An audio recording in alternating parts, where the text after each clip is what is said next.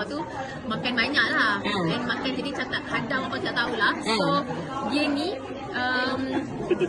dia rasa sakit perut sampai dia rasa mual-mual. Lepas tu dia rasa macam pening.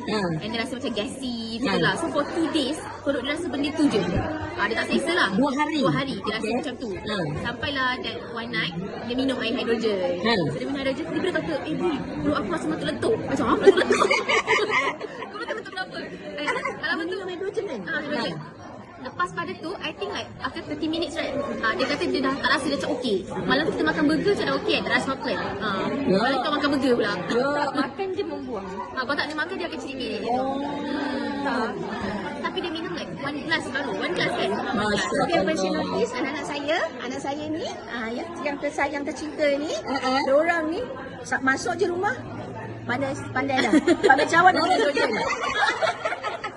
Semua daripada dia masuk cucu saya. Pergi, dia kata nani dia ambil cawan. Dia minta air hidrogen. Masya Allah. Sebab dia tengok batuk-batuk. Lepas tu dia umur 3 tahun. Tapi dia comel perangai dia. Ya Dia Allah. minum hidrogen tu, dia dah tengok batuk dia berhenti kan. Dia kalau masuk je rumah, nani. Dia akan minta tu.